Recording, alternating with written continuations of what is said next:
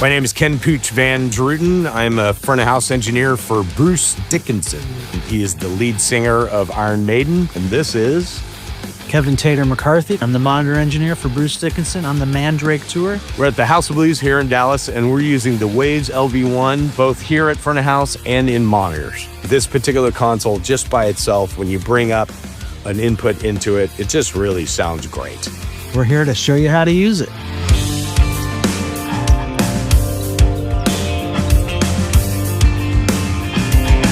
We come in every single day, coming off the truck.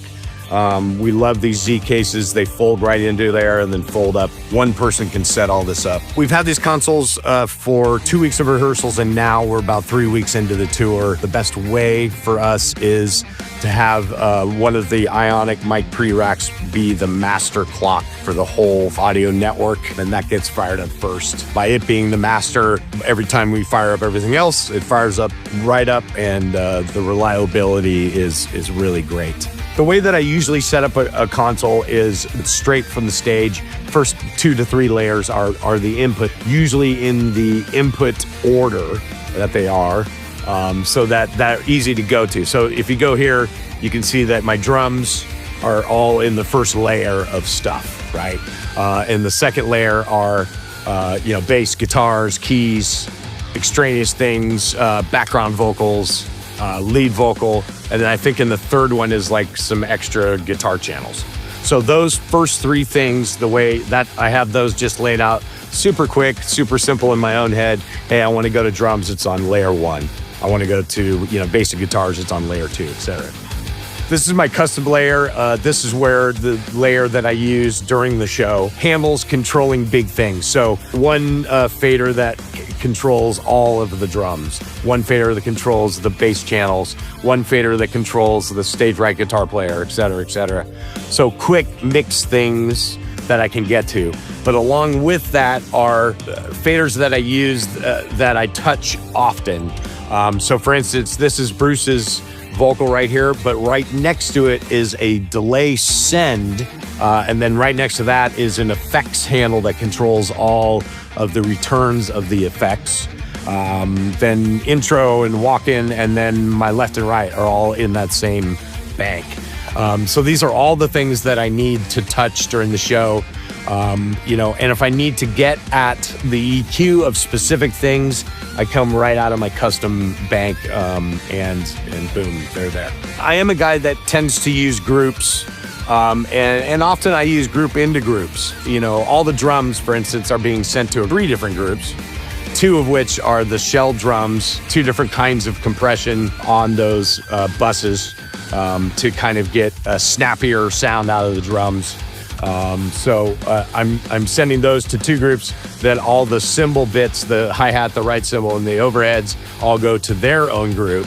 And then from there, they are sent to a monitor send, which is called the band, which has its own compression on it. So I like several layers of compression, all of them not being drastic compression. So as you hit one group, it's 3 dB of compression, but it hits a second group that is also 3 dB of compression. So it's gain stages of compression. So from this band monitor section, it goes to the master section left and right. So all of the things on my console are going to groups, being compressed or processed in those groups. From those groups go to a band bus that's in the monitor section, and from that band bus to the left and right. And that happens also with vocals. I get this question asked a lot of me. What do you use on Bruce's vocal? So the very first plugin in line, high pass filter and a low pass filter. Don't forget about the low pass filter. It's important. I use it to filter out all the sparkly bits that are on that stage, super loud cymbals, all those kind of things. Second plugin is the PSE, one of the best plugins ever made. It is basically a vocal gate. In live sound, it prevents the loudness that's happening up on stage from getting into your vocal. And when the singer is not singing, it closes the gate. What you can do is have the threshold of this particular plugin be controlled by that low pass and high pass filter. And if you notice, I have them in the same frequency, so it's very narrow. And what I do is sweep to find a really sweet spot in his vocal that opens that gate, but all the rest of the things on the stage don't open that gate. It happens to be for him at 490 hertz. The third thing is CLA2A. Excellent compressor. If you notice, I'm running virtual playback through it. I hit this pretty hard, and the reason that I hit it hard is when you get deep into this compressor, it starts adding some harmonic distortion that is really pleasing, and especially on a vocal, it sounds really great. So don't be scared. Like, get into this compressor, nail that sucker. The fourth one is the C6. I always call this plugin my desert island plugin. If I had no other choice to have any plugin, it would be this plugin. And the reason is it's so versatile. So you can see his vocal is hitting that, getting pretty deep in there, like 6 dB worth of information, but it's dynamic processing, so it's kind of smoothing out his vocal. Bruce is a very dynamic singer, and he has a low-end part of his voice that comes from his belly, and then a chest voice, and then a throat voice, and they're all very different. And having a dynamic processor involved in that is really the only way to make him sound and really shine. After that is the F6. This is Swiss Army knife dynamic processing. You'll see that all of my Q on this is really narrow. I'm just grabbing a few frequencies. And then you'll see also I have 2 on the very end of my vocal chain that are not always inserted. They're kind of my emergency plugins if I need an EQ on the end. Also X feedback, a really great way to keep your vocal from feeding back when PAs are super close in a small club. So that's Bruce Dickinson's vocal chain. What is my master bus chain of plugins? The first plugin I use, the Abbey Road mastering chain, a fantastic plugin. It does all kinds of things. It does compression, harmonic distortion, but really what I use this plugin for is spreading and making the actual stereo field feel wider. And so any sort of MS processing I'm doing in my input side of this, by using this particular plugin, it kind of spreads things out and makes it sound great. It's an awesome plugin. After that, the C6, just dynamic, basic processing, smooth out the mix, usually hit around maximum 3 dB of changes within all my things. After that is a L3 Ultra Maximizer. The way that we make our live sound mixes sound like records is this particular type of plugin. And then on the very end of it, I have just your basic, graphic EQ that if I need to grab something during the show, I don't use it to tune the PA, but I use it to kind of, if there's a certain frequency that is offensive during the show, it's something that I'll grab and have it as a tool. So part of what drew me towards the LV1 was the fact that I had access to all of Wave's plugins available here. I also mix records and other situations that are not just necessarily a live mix. And I use plugins in all of those situations. So things are very familiar here. I use the same plugins here on a snare drum, for example, that I use making records. I get to choose the plugins that I want and bring them to a live sound mix.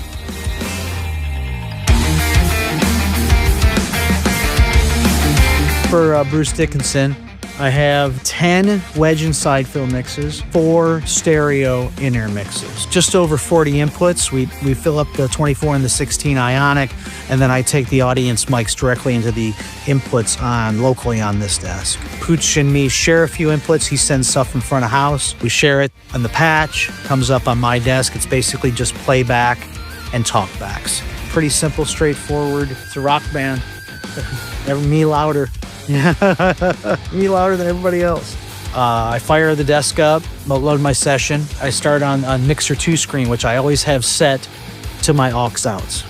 If you have your gain structure correct to all your mix outs and your inputs, everything's going to come up and sound good to start with, right off the bat. If all your stuff is correct there, it's like building the foundation. And then I go to Mixer 1, I do all my inputs on mixer 1. And I kind of am in this mode for the basically show mode after I'm all set up, pinked, and ready to go. These are all my inputs. I've done it under a custom layer to get the stuff fast. I cue mixes up, sends on faders, do my adjustments, right back on it. First, we'll go to the mixes. I use the GEQ Classic as the 31 band in all my wedge and side fill mixes. And then I have a chain of SSL compressor L2 and C6 that I've used for years with my presets for basically the ear mixes. I've never changed. I don't change the settings really. That's my standard setup for those to feel safe with compression and limiting. And I think they sound really good. So I just put those in. That's all I do to them. The SSL comp, I'm not hitting the compressor at all or anything. I just run through it. I think running through it sounds better, at least to me. So it's basically just running through there. I love having the L2, which has saved me a couple of times. We had some playback from front of house, and sometimes the levels don't come through quite as you expect them sometimes, and that's saved me quite a bit, so I love having that on there. And the C6 just smooths it all out for me at the end. It's really all it is. Just takes the edge off, makes it a little more musical for me. Always concerned about latency. Not a sexy thing in audio terms is, latency, and it's not something you think about when you're coming from an analog world like I originally came from, but it's something you have to adapt to and think about now. And with this console, 0 issues, 0 complaints about any of that. And I do feel I'm running not a ton of heavy, big plugins, but enough where it could come into play, and hasn't yet, knock on wood. With the Waves LV1 Classic, my first thing was switching to a new platform for this tour. Obviously I was like, I've never used this desk before. I mean, I have to perform right off the bat. There's no like going to rehearsals and like front of house, you're in the other room. No, the bands immediately need stuff. I thought I adapted to it very quick, and Waves, the LV1 Classic, made that extremely easy for me and my thought process and how to operate the desk. Small, light, easy setup, and most importantly, fader, counts, this, that, I/O, all this stuff. It's got to sound good, and that's what we're here for, right? It's got to sound good. You don't want to fight that. And this desk, to me, made dialing up the mixes fast, efficient, and sounded great right off the start. I'm really super pleased that I've chosen the LV1 for this tour. It's really doing all the things that I expected it would do and more. It's such a small little package, but does so many amazing things well. I would take this console into an arena tour, honestly. It's a great sounding desk. And we're really pleased to have it out here on the Bruce Dickinson Tour.